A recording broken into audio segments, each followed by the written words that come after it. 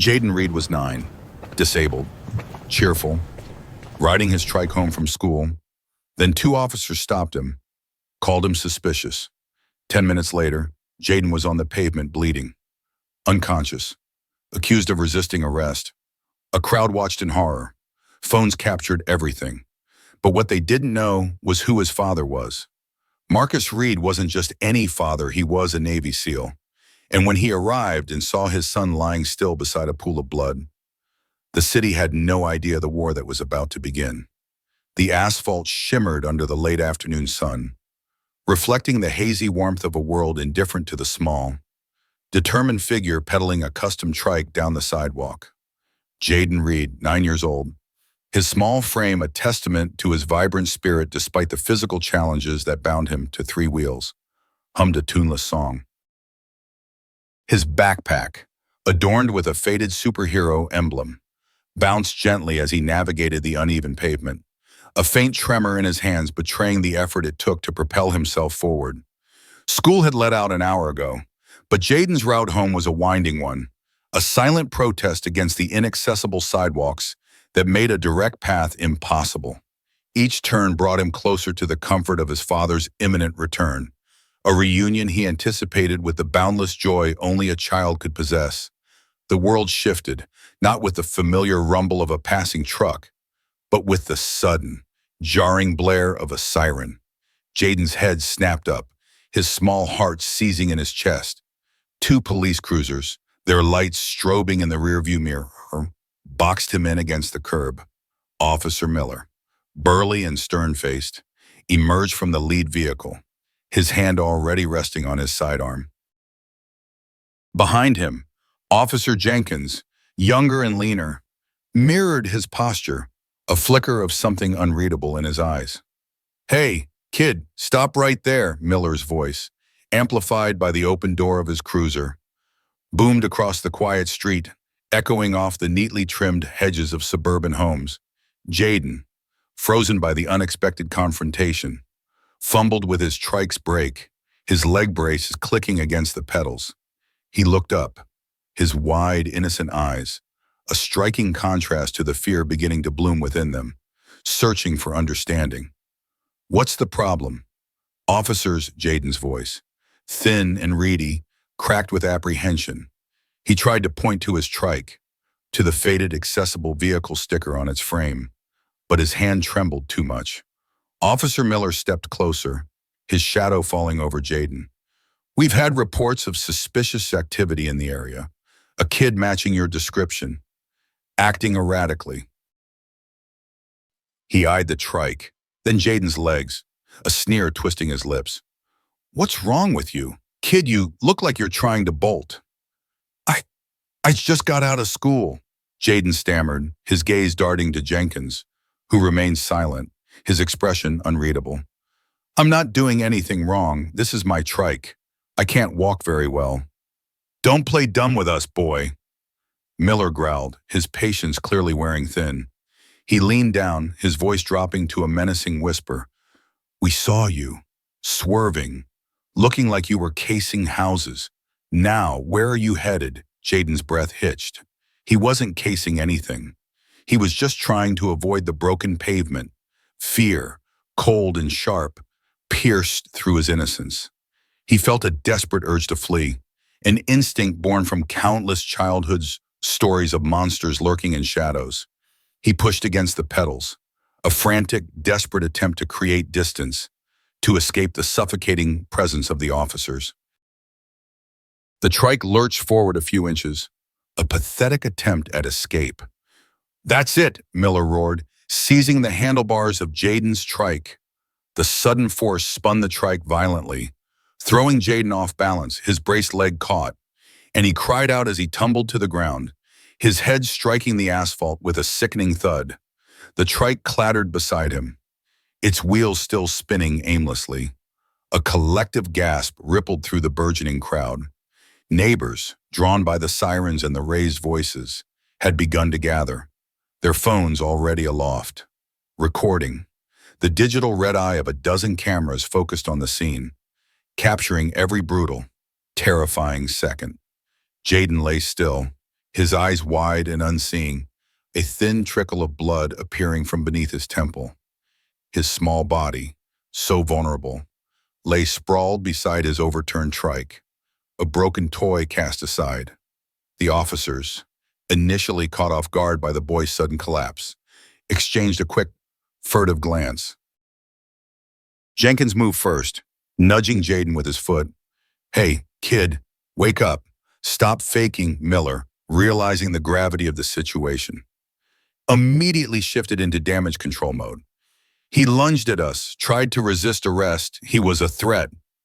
His voice, though still loud, held a desperate edge, a frantic attempt to justify their actions to the growing, horrified crowd. He turned to the onlookers, his hands sweeping vaguely. He had erratic movements, looked suspicious. We had to subdue him. The crowd, a mix of parents, teenagers, and elderly residents, murmured in disbelief. Their phones, however, remained steadily aimed, capturing Miller's frantic declarations, Jaden's motionless form, and the growing pool of scarlet beneath his head. A woman's voice, sharp and clear, cut through the tension. "He's just a kid. He has a disability. You just assaulted a child." Just 10 minutes away, navigating the familiar labyrinth of the city streets in his personal vehicle, Marcus Reed felt an inexplicable jolt, a prickle of unease, a cold sensation that snaked through his spine, something far more primal than the usual post-mission jitters. He had just landed, the debriefing a blur, his only thought to get home, to hug Jaden, to finally shed the heavy mantle of covert operative and simply be a father again. He took the usual shortcut through a residential area, a quiet, leafy street he knew Jaden often used on his trike to get home from school. As he rounded a corner, the flashing blue and red lights cut through the peaceful late afternoon. A jarring intrusion. His eyes narrowed. Too many cruisers. And a crowd.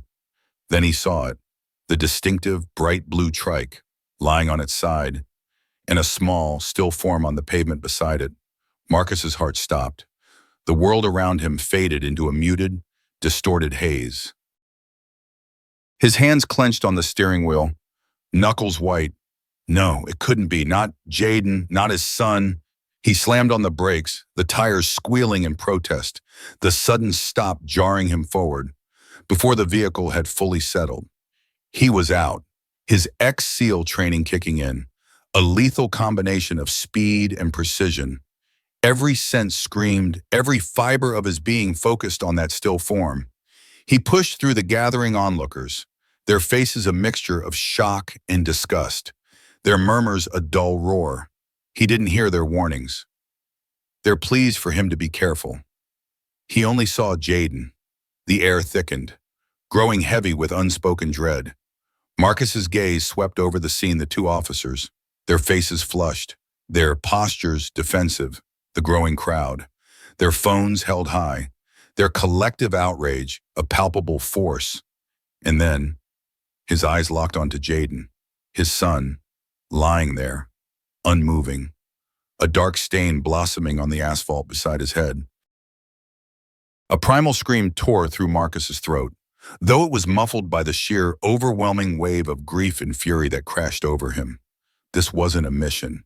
This wasn't an enemy combatant. This was his boy, his disabled son, and he was hurt, badly. He reached Jaden's side in a blur, dropping to his knees, ignoring the officers who barked at him to stand back. His trembling fingers went to Jaden's pulse, a frantic search for life. It was weak, too weak, a cold dread, far more terrifying than any he'd faced in combat, gripped him. "What did you do?" Marcus's voice, usually calm and measured, was a raw, guttural roar, laced with an intensity that silenced the crowd.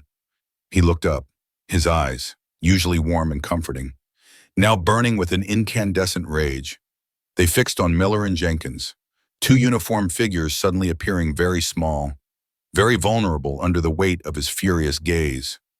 "What in God's name did you do to my son?" Miller, regaining some of his composure, stepped forward, his hand still on his sidearm. "Sir, calm down. Your son was resisting. He was acting erratically. We had to restrain him. Restrain him, Marcus scoffed, the word a bitter taste in his mouth. He's 9 years old. He has cerebral palsy. He can barely walk, let alone resist anything. You just assaulted a disabled child. He pointed to the trike, then to Jaden's limp form. Is this your idea of restraint, leaving a child unconscious and bleeding on the street? The crowd, emboldened by Marcus's fury, began to shout, their outrage finding a voice. They hit him. I saw it. He didn't do anything. You're monsters. The phones continued to record, a silent, damning testament to the unfolding tragedy.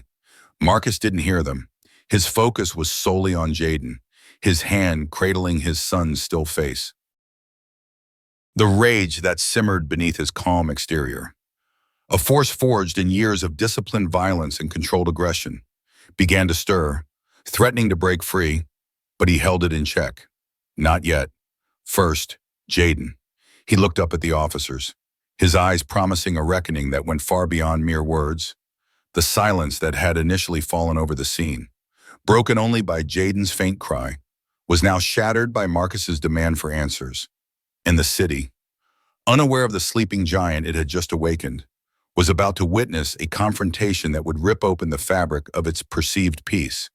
The officers, for their part, still stood there, caught between their flimsy narrative of resistance and the undeniable reality of a motionless, bleeding child and a father who looked like he could dismantle them with a single thought. They had expected an easy cover-up, a dismissed complaint. They had not expected Marcus Reed. The game had changed. The silence was over. The fight for Jaden had just begun. Marcus knelt on the scorching asphalt, the gritty texture digging into his knees. Yet he felt nothing but the sickening tremor in his hands as he cradled Jaden's head. The paramedics, summoned by a frantic bystander, were still minutes away. Each beat of Jaden's weak pulse against his fingertips was a hammer blow to Marcus's carefully constructed composure. His eyes, burning with unshed tears and a terrifying resolve, scanned the faces of the officers, then the crowd, finally resting on the myriad of phones, their lenses like 100 unblinking eyes. He knew, with a certainty that chilled him to the bone, that this was not just a tragic accident. This was an ambush, a systemic assault. And in that moment, as the primal roar of a father's rage threatened to consume him, a different kind of memory surfaced, sharp and potent. A flashback to a past that had forged him, refined his fury into a tool, and taught him the brutal necessity of silence and endurance. The air in the training facility was thick with the scent of sweat, stale metal, and the unyielding pressure of expectation. Marcus, barely 20, stood ramrod straight, his breath coming in ragged gasps. The instructor, a man carved from granite and cynicism, paced before them, his voice a low, gravelly rasp that could flay skin from bone.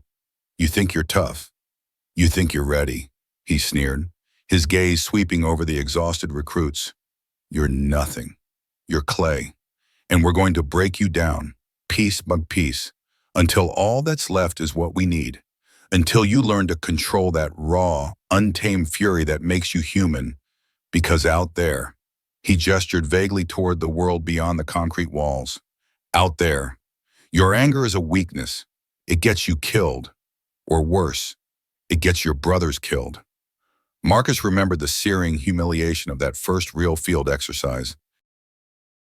A simulated hostage situation, deep in a mock-up village designed to mimic an enemy stronghold. He had seen the hostage, a dummy, but real enough in the haze of adrenaline, and a sudden, blinding rage had erupted within him. The enemy was clearly visible, taunting. His instinct, raw and untempered, was to charge, to unleash the torrent of aggression he'd meticulously honed. He had been too fast, too loud, too focused on the immediate gratification of retribution. He'd ignored the perimeter, the silent signals from his teammates, the carefully orchestrated plan. He'd burst in, a whirlwind of kinetic energy, only to be killed by a simulated sniper's shot he never saw coming. The hostage remained captured. The instructor had been brutal. Reed, you ran in like a wild dog, your emotions blinded you. You didn't see the bigger picture. You sacrificed the mission for a moment of personal rage. That's not a SEAL. That's a liability. The words had cut deeper than any physical punishment. Marcus had spent weeks replaying that scenario, dissecting his failure, understanding the profound truth in the instructor's harsh assessment. He learned to compartmentalize, to channel the boiling rage into a cold, precise weapon. He learned the value of patience, of observation, of enduring injustice in the short term to secure victory in the long term. He learned that sometimes. The most powerful response was not an immediate explosion, but a meticulously planned counterstrike. He learned to be a ghost, to move unseen, to gather intelligence, to understand the enemy's patterns before delivering the decisive blow. This was not about personal vengeance. It was about the mission, about protecting those who couldn't protect themselves. Years later, deep in the shadows of covert operations, this lesson had saved his life countless times. He'd endured weeks of harsh conditions, betrayal, and the quiet indignity of being underestimated, all for the greater objective. He'd witnessed atrocities, faced impossible odds, and had to swallow his instinctive fury, knowing that a premature move would doom the mission, compromise the asset, or endanger innocent lives. There were moments of profound moral ambiguity where he had to stand by, outwardly passive, while injustice unfolded, because the mission dictated it. Those were the times when he had to silence the screaming conscience, to endure, to wait. The silence was his armor, the endurance his weapon, allowing him to gather information, to identify weaknesses, to build the case, to deliver justice not with a roar, but with surgical precision. But the most significant reason for his endurance, for his disciplined silence in the face of so much, was Jaden. After Jaden's mother passed, leaving Marcus a single father, his commitment to his son became the bedrock of his existence. Every mission he took, every risk he endured, was for Jaden. He learned to be careful, to be inconspicuous.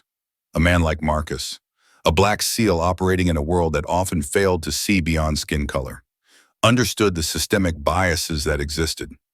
Even within the institutions he served, he knew that drawing too much attention, making too much noise, could sometimes be a detriment, not just to his career, but to his ability to provide for and protect his son.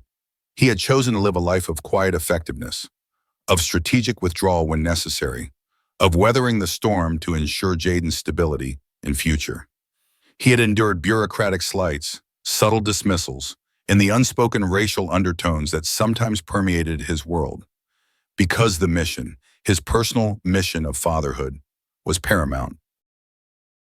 He had become a master of the long game, believing that persistent, strategic action yielded more profound and lasting results than immediate, emotional outbursts. His life was a testament to controlled power, to the belief that true strength lay in the ability to wait, to plan, and to strike when the moment was ripe, when the evidence was undeniable. Now, back in the present, the acrid smell of asphalt and the metallic tang of blood filled Marcus's nostrils. He stared at Jaden's pale, innocent face and the dam he had built around his emotions. The discipline forged in fire and sacrifice began to crack. He had endured for the mission. He had endured for Jaden. But this was different. This wasn't not a tactical retreat. This was an unprovoked attack on his vulnerable son. The years of suppressing his rage, of channeling it into precise, calculated actions, now threatened to overwhelm him. Yet, a sliver of that old training held firm. He would not scream. He would not strike. Not yet. He would observe. He would record. He would gather. He would let the evidence build itself. Let the witnesses come forward. Let the officers condemn themselves with their own panicked lies. His eyes, still locked on the two officers, held a depth of cold fury that made Miller instinctively take a step back. Jenkins swallowed hard. They had no idea who they had just provoked. They had no idea of the quiet, disciplined power they had just awakened. Marcus would not fight in a flurry of raw emotion. Like that misguided recruit years ago, he would fight like a SEAL, with precision, with strategy, with overwhelming, irrefutable evidence. He would dismantle them, piece by piece, just as he had been taught to dismantle an enemy stronghold. The silence had ended not with his roar, but with Jaden's fall, and now the true mission had begun. He gently shifted Jaden, trying to stem the flow of blood, his touch careful, deliberate. The quiet father, the disciplined warrior, was about to go to war. The wail of the ambulance siren cut through the strained silence, a stark counterpoint to the hushed murmurs of the stunned onlookers. Paramedics, their faces etched with professional urgency, moved with practiced efficiency, their kit bags clattering as they knelt beside Jaden. Marcus watched, his every muscle taut, as they gently stabilized his son, fitting a neck brace and carefully lifting him onto a stretcher. He barked out Jaden's medical history, his voice a low, intense rumble, providing precise details about his cerebral palsy, the fragility of his bones, the specific medications. He never took his eyes off the officers, Miller and Jenkins, who stood a few feet away, whispering conspiratorially, their faces pale and defensive, as Jaden was loaded into the ambulance. Marcus followed, his hand never leaving his son's small, still one, before the doors closed. He turned, his gaze sweeping over the assembled neighbors. "Thank you," he said, his voice raw but firm. "Thank you for bearing witness. Please, if you have any footage, any information, do not let this be swept under the rug." A collective nod rippled through the crowd, many holding their phones aloft, silent promises etched on their faces. Marcus knew this was his first and most crucial piece of intelligence, the unvarnished truth captured by ordinary citizens. The hospital waiting room was a sterile tableau of hushed anxieties and fluorescent lights. Marcus paced, a caged predator, the smell of antiseptic doing little to mask the lingering scent of asphalt and fear that clung to his clothes. Hours crawled by. A young doctor, her expression solemn, finally approached him. "Mr. Reed, your son, Jaden, is stable. He has a severe concussion and several abrasions. Thankfully, no fractures, but we'll need to monitor him closely for the next 48 hours for any neurological changes. He's going to be very disoriented and in pain when he wakes up." Relief, sharp and sudden, flooded Marcus, momentarily buckling his knees, but it was fleeting, quickly replaced by a cold, burning resolve. This was just the beginning. The initial encounter with the hospital administration was a subtle, yet unmistakable, foretaste of the battle to come, a polite but firm. Social worker informed him that Officer Miller and Officer Jenkins have already filed their official report. They stated Jaden exhibited aggressive behavior and was resisting arrest, necessitating a physical intervention for the safety of both the officers and the public. Her eyes, though seemingly sympathetic, held a practiced neutrality that spoke volumes. Marcus felt the familiar sting of institutional bias, a quiet dismissal of his reality. He simply nodded, his face unreadable, his mind already calculating the next move. He knew the narrative was already being shaped, molded to protect the institution, to discredit his son. The following morning, Marcus was a relentless force, navigating the labyrinthine bureaucracy of justice. His calls to the police department were met with an immediate wall of polite stonewalling. "The matter is under internal review," a crisp, emotionless voice informed him. "We cannot comment on ongoing investigations." He tried to file a formal complaint through the online portal, only to find the system frustratingly complex, designed to deter rather than facilitate. Each clicked link led to another form, each form requiring information he didn't yet possess. A digital maze built to exhaust the aggrieved. He was Marcus Reed, former SEAL, a man whose life had been about bypassing obstacles, breaching defenses. But this was different. This wasn't a physical wall he could scale. or an enemy he could outmaneuver in the field. This was an insidious, bureaucratic web, woven from red tape and institutional self-preservation. It was a covert form of resistance, far more frustrating than overt confrontation. He understood the game: delay, deny, discredit, local news coverage. When it finally materialized, was a carefully curated narrative. Police subdue erratic youth following the neighborhood disturbance. One headline read, burying the crucial detail of Jaden's disability deep in the article. If it mentioned it at all, the footage from the scene, initially shared widely on social media by outraged citizens, was conspicuously absent from mainstream reports, or heavily edited to obscure the moments of actual impact. Instead, talking heads from the police union spoke gravely about the dangers officers faced daily, the split-second decisions they had to make, implying that any injury to Jaden was an unfortunate but necessary consequence of his uncooperative behavior. The systemic cover-up was already in full swing, a well-oiled machine grinding away at the truth. Marcus, sitting by Jaden's hospital bed, watched his son sleep, the rhythmic beep of the monitor, a constant reminder of the fragility of life. He felt the cold anger simmering beneath his skin, a potent brew of paternal love and professional indignation. He had lived in the shadows, fighting battles unseen. For the greater good, now he was thrust into the brutal glare of public scrutiny, fighting for the most personal good imaginable, his son's innocence and justice. He pulled out his phone, replaying the raw, unedited citizen footage sent to him by a concerned neighbor. He saw Miller's aggression, Jenkins's passive complicity. The moment Jaden's small body hit the ground, he recognized the signs of a panicked cover-up, the desperate attempt to justify unwarranted force. He had spent years analyzing enemy tactics, dissecting their weaknesses, predicting their moves. The police department's playbook was, in many ways, eerily familiar. His mind, a well-oiled machine of strategic thought, began to shift gears. This was no longer just about Jaden's immediate medical care. This was about a broader mission.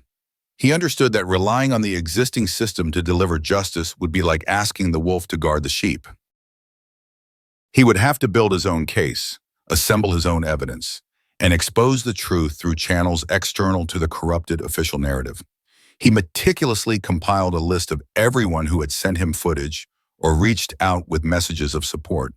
He cross-referenced names, gathered contact information, and began to map out the network of potential witnesses.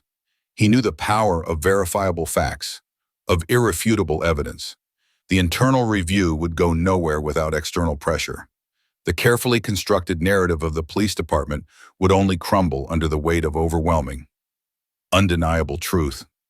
As the quiet hum of the hospital room filled the space, Marcus leaned back in his chair, his gaze fixed on Jaden's sleeping face. He was a man who had dedicated his life to protecting his country, to fighting for justice on foreign soil.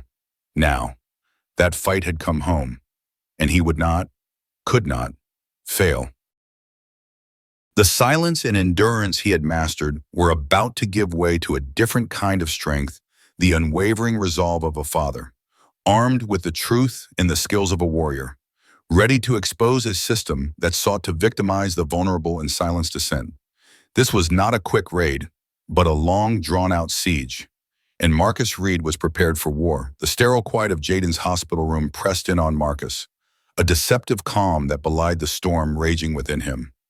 His son, still fragile, lay in the bed, the steady rhythm of the heart monitor, a fragile lullaby against the monstrous silence of injustice. Marcus's hand, resting gently on Jaden's arm, trembled not from fear, but from a barely contained fury. The official reports, the carefully crafted lies, had already started to circulate, painting his unconscious son as a violent aggressor. This wasn't just a physical assault, it was an assault on Jaden's character, on his very humanity. The stakes were no longer just Jaden's recovery, but his dignity, his future, and the soul of a community that dared to look away. He reached for his phone, the glowing screen, a portal to a world he had long avoided, the messy, unpredictable realm of public opinion and media. among the deluge of messages. One name stood out like a beacon, Tanya Sharma. Her earlier messages hadn't been filled with platitudes, but with incisive questions, a journalist's instinct for the jugular of a story. He remembered her face from the live stream. A determined jaw, eyes that missed nothing. This wasn't just about finding a sympathetic ear. It was about finding an ally who understood the rules of a different kind of war. He dialed, each digit a deliberate act of defiance against the system attempting to silence him. Tanya Sharma. The voice on the other end was sharp, intelligent, devoid of the forced sympathy he'd encountered from hospital staff and police. "This is Marcus Reed," he stated, his voice a low, steady rumble, carefully calibrated. "Jaden's father, I need to talk to you, not as a grieving parent, but as a man who needs a truth teller." A beat of professional assessment. "Mr. Reed, I've been following the official statements, and the raw footage I've seen, there's a disconnect." Her voice held a hint of grim satisfaction. "Where and when?" Their meeting place was a corner coffee shop, chosen for its anonymity and rapid turnover of faces. Tanya arrived with a well-worn laptop, its lids scarred with stickers of news agencies and protest symbols. She didn't offer condolences.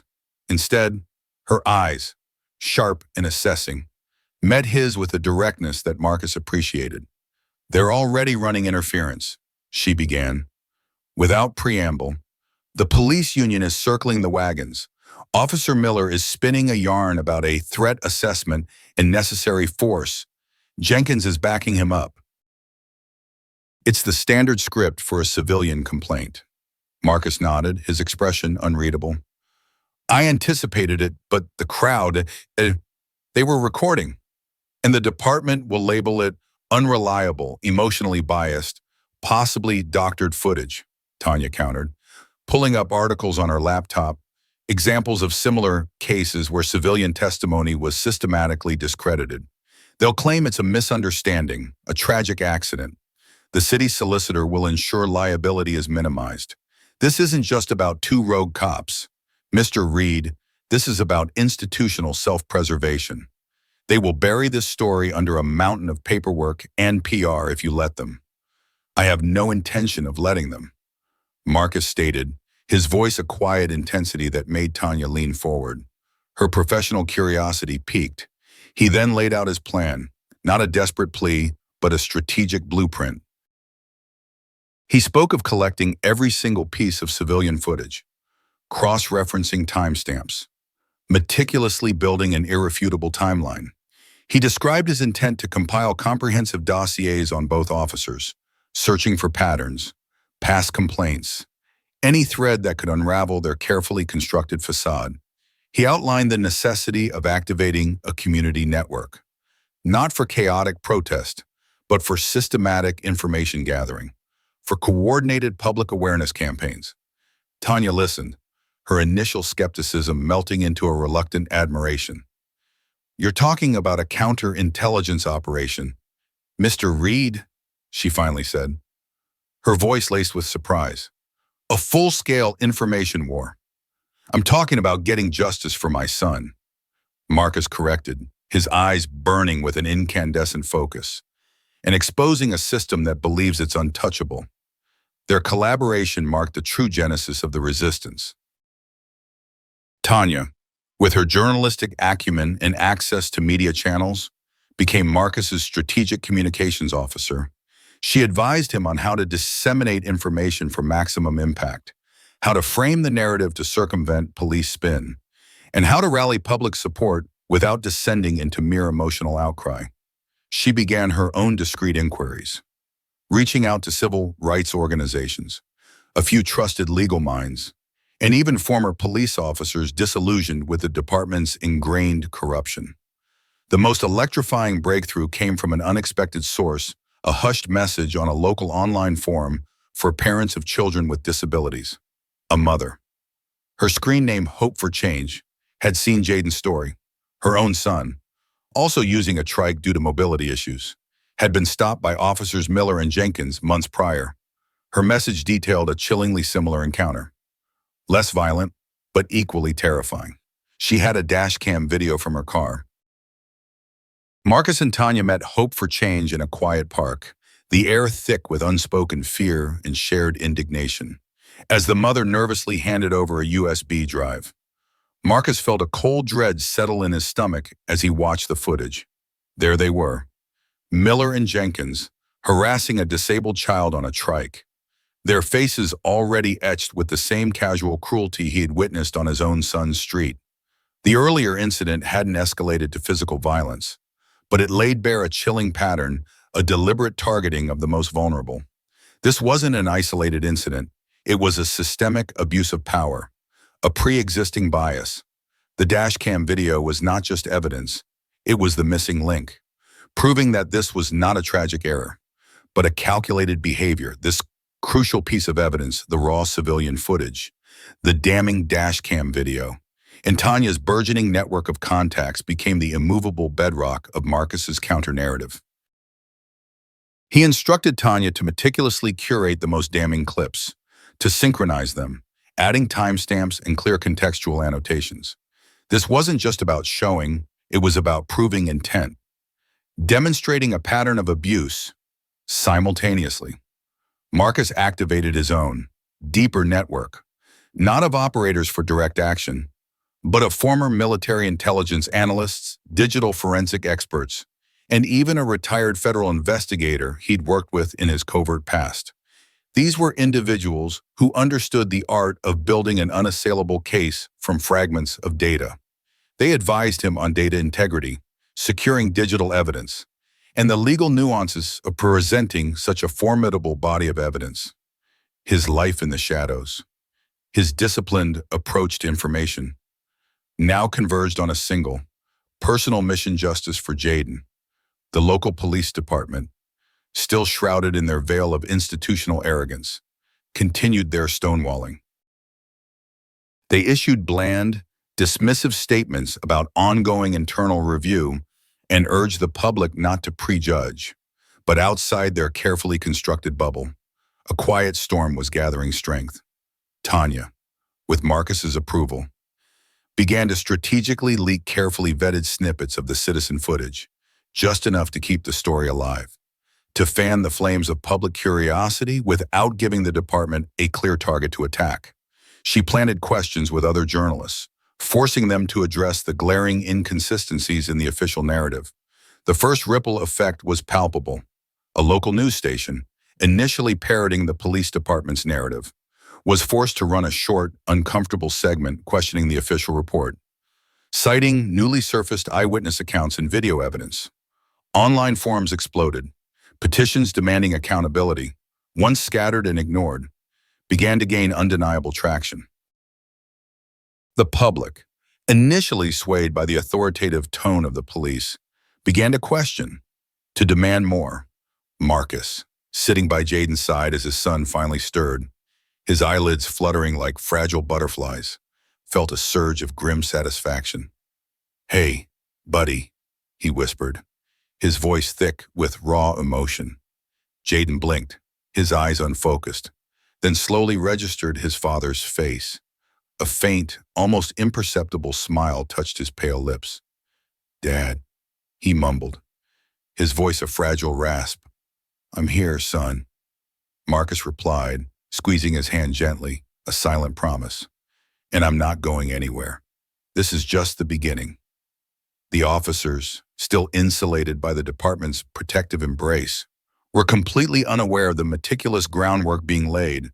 They were oblivious to the fact that the quiet, grief-stricken father was a master strategist, a warrior who understood that resistance wasn't just about immediate confrontation, but about sustained, intelligent pressure. The long game had begun, and Marcus, with Tanya's help and the collective outrage of a community, was ready to play. His silence had ended. The true battle had just escalated.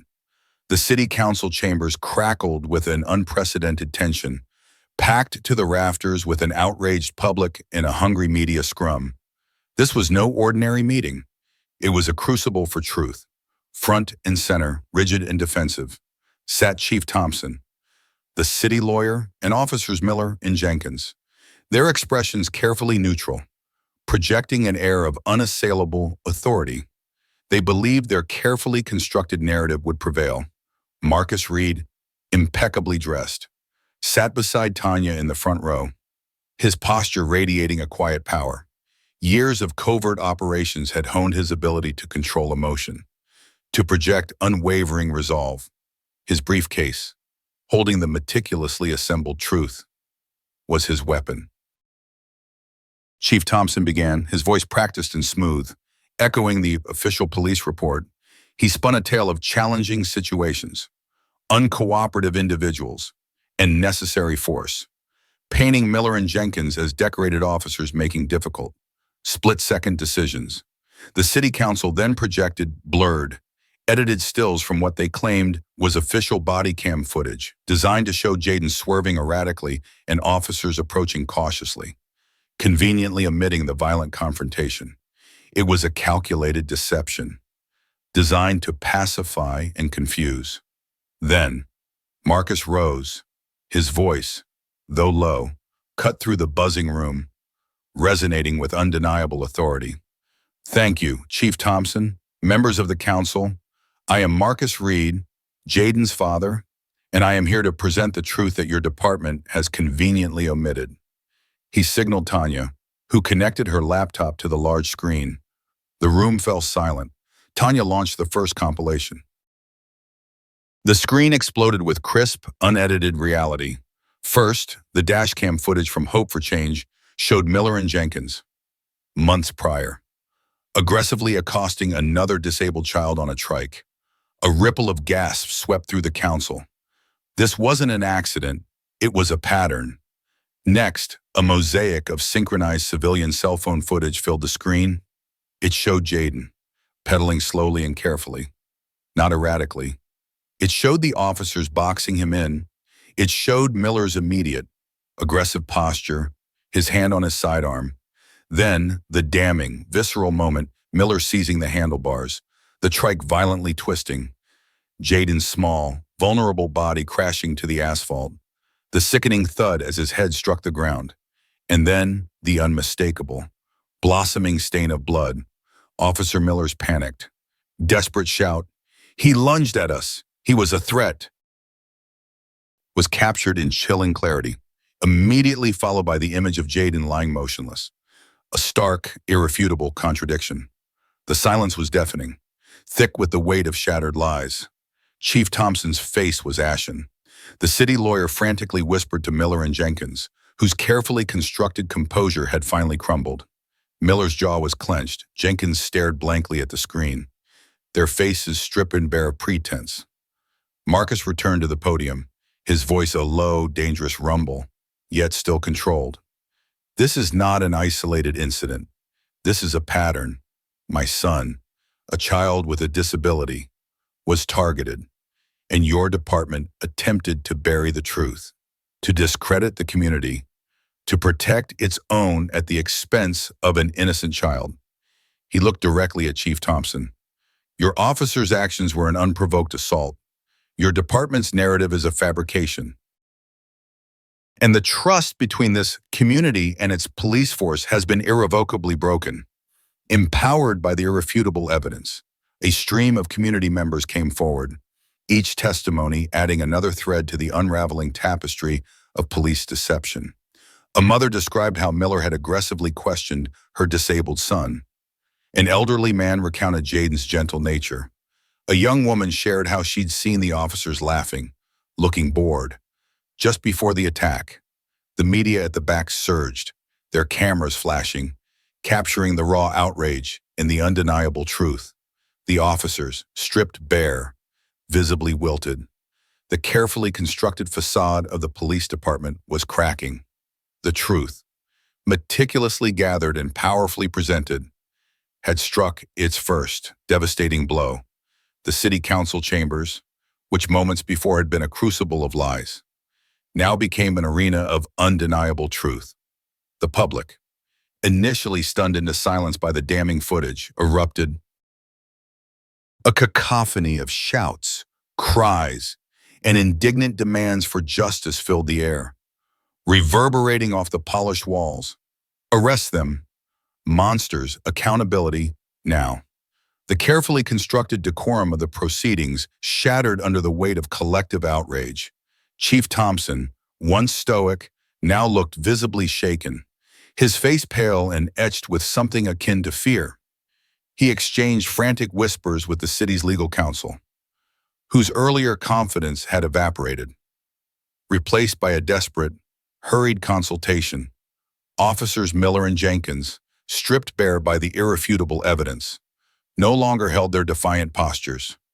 Miller, whose initial bluster had given way to a silent, white-knuckled grip on his chair, now avoided all eye contact, his jaw working furiously. Jenkins, less seasoned, seemed to shrink in his seat, his gaze fixed on some distant, unseen point, as if wishing to disappear.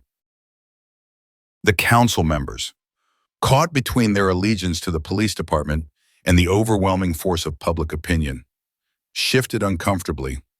A few openly glared at the officers, their expressions reflecting the disgust now rippling through the room.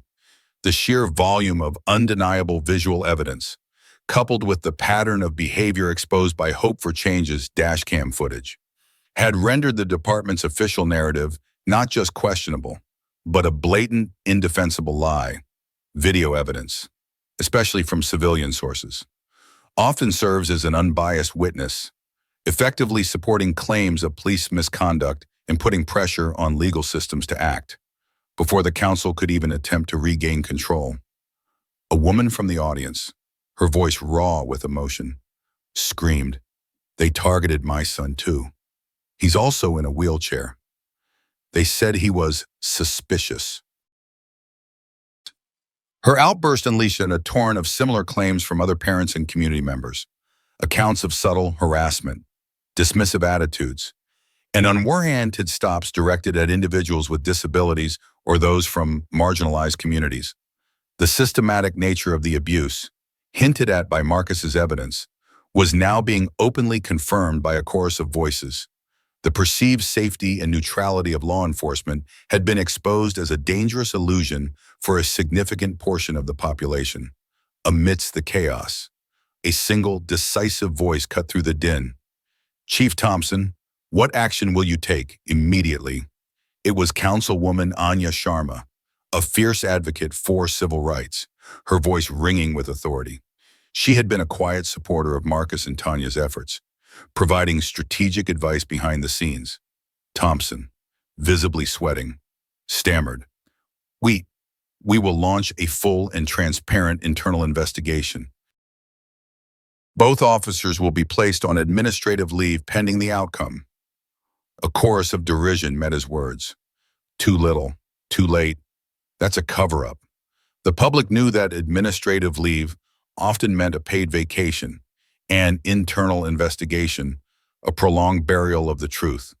But Marcus, sensing the momentum, stepped forward, his voice calm but firm, addressing the councilwoman. "Councilwoman Sharma, with all due respect, an internal investigation by the very department that fabricated this narrative is insufficient. The evidence presented today warrants immediate criminal charges, not just for excessive force, but for assault on a minor and official misconduct." He then pivoted, his gaze sweeping over the cameras. "We demand an independent review by the district attorney's office and a federal civil rights investigation. This is not about one incident. It's about a pattern and practice of discriminatory policing that harms our most vulnerable citizens." Legal sources indicate that federal laws, like those enforced by the Department of Justice, prohibit discriminatory treatment, including misconduct, on the basis of disability in virtually all law enforcement services and activities. These laws can cover issues like excessive force and false arrests, and the DOJ can seek changes in agency policies. The legal consequences began to unfold with astonishing speed, propelled by the undeniable video evidence and the sustained public outcry. Within hours of the council meeting, the district attorney's office, under immense public pressure and bolstered by the raw footage, announced criminal charges against Officer Miller, aggravated assault on a minor, reckless endangerment, and filing a false report.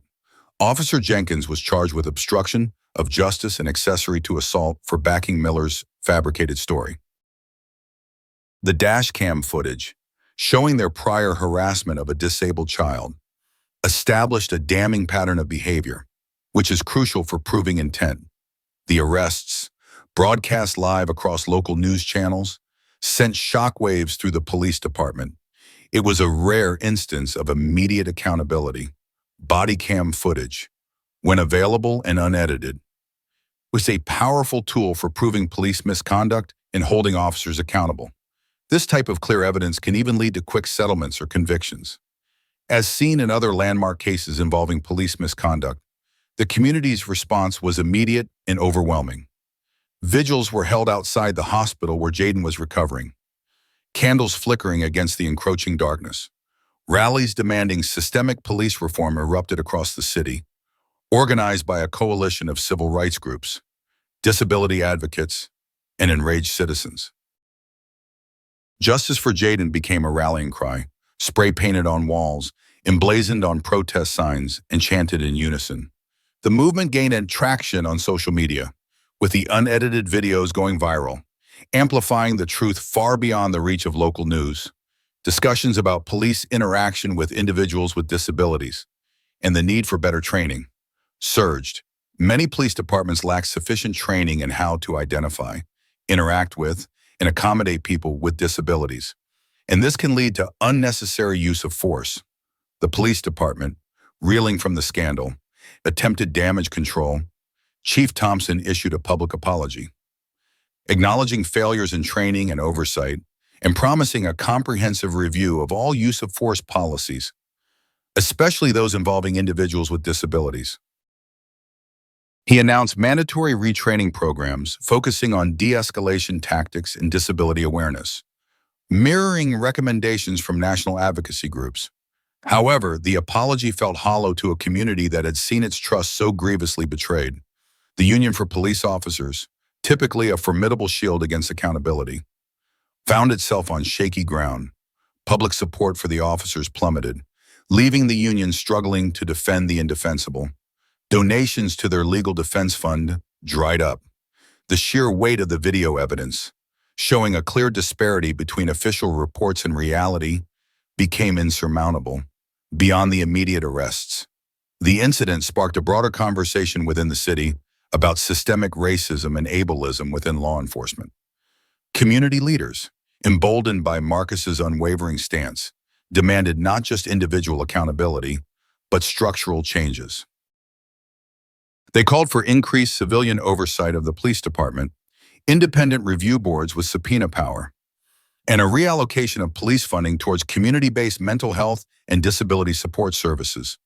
The case of Jayden Reed had become a powerful catalyst, transforming a single act of brutality into a citywide movement for justice and systemic change. The silence that had once protected the powerful was now broken, replaced by the roar of a community demanding a new era of accountability and transparency.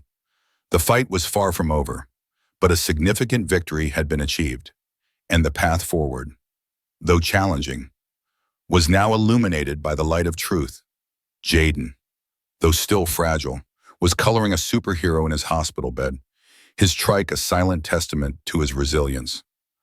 Marcus watched, a profound sense of relief mingling with the stark awareness of the long fight ahead. The officer's arrests were a crucial first step, but true justice demanded more than punishment. It required systemic change. Marcus began by sharing Jayden's story, not as a tragedy, but as a catalyst, collaborating with Tanya. He crafted compelling articles and op-eds for both local and national publications, detailing not just the assault, but the broader crisis of police brutality against disabled individuals and people of color. He gave interviews, his calm, disciplined voice lending immense power to his message. He highlighted the urgent need for comprehensive police training, emphasizing officers' understanding of the ADA and effective de-escalation tactics when encountering individuals with disabilities. The response was immediate and overwhelming. Justice for Jayden exploded across social media, becoming a rallying cry amplified by celebrities, advocacy groups, and countless citizens. A Jaden Reed Justice Fund swelled with donations, earmarked for legal fees, rehabilitation, and vital police reform education. Crucially, Marcus kept the focus on systemic change. He organized community conversations, not protests, but forums designed for dialogue between citizens, police, and disability advocates. These tense but ultimately constructive sessions, guided by Marcus's unwavering commitment to solutions, fostered rare moments of empathy, including a candid confession from a young Black police officer about his own struggles with implicit bias. Marcus also championed legislative action. He partnered with Councilwoman Sharma to draft Jaden's Law, a proposed city ordinance mandating stricter police protocols for disabled individuals, independent civilian oversight of use of force incidents, and mandatory, scenario-based de-escalation and disability awareness or training for all law enforcement. Despite resistance from the police union, the sheer force of public opinion, ignited by Jaden's story, made the law difficult to ignore. Jaden, in his own quiet way, contributed. He began drawing pictures of children on trikes, with smiling police officers offering help, a poignant symbol of the hopeful future they envisioned. These drawings, shared by Marcus and Tanya, resonated deeply, becoming a powerful testament to the enduring hope for a better world. Marcus's dedication remained absolute. He visited Jaden daily, nurturing his physical and emotional healing, knowing that his son's recovery was intrinsically linked to the larger battle for justice. He was not just rebuilding his family's security, but courageously challenging and reshaping the very fabric of community trust. One conversation, one policy change, one brave testimony at a time, the seeds of awareness had been sown, and the traction gained promised a transformative harvest. The city transformed. The convictions of Miller and Jenkins, echoing through the streets, shattered long-held assumptions about justice, proving that truth, fiercely pursued, could dismantle entrenched systems. Jaden's recovery was a journey of love and support. Returning home, his physical wounds mended, but the psychological scars remained. Marcus, ever vigilant, ensured he received specialized care, from trauma therapists to a custom trike granting him new freedom. Jaden, though forever marked, became a brave symbol of resilience. His new drawings depicting children finding their voices, often with a smiling father nearby. Marcus fully embraced his public advocacy. His calm, authoritative presence, coupled with his deeply personal story, made him a compelling national voice for police reform. He tirelessly championed Jaden's Law, testifying, speaking, and engaging in countless interviews. His message was clear: not to demonize all police, but to hold the system accountable, ensuring vulnerable communities were protected, not targeted. He emphasized evidence-based policy, advocating for data collection on use of force incidents, especially those involving disabled individuals. The movement for Jaden's Law gained unstoppable momentum.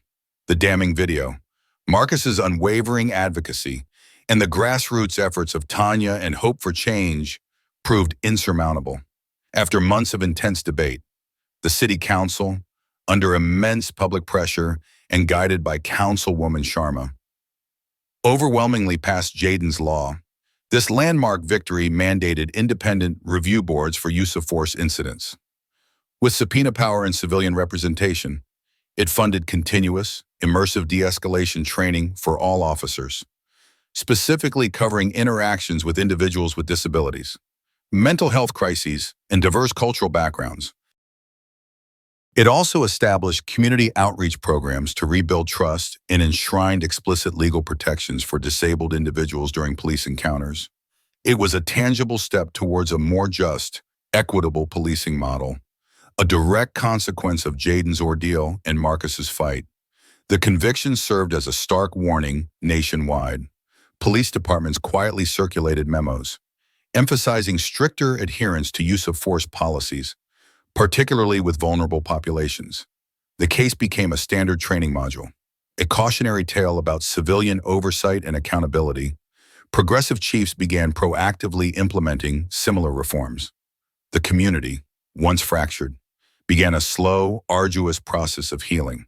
Marcus's community conversations continued, evolving into ongoing forums for dialogue. While divisions remained, a seed of hope had been planted, demonstrating that united voices, armed with truth, could force change.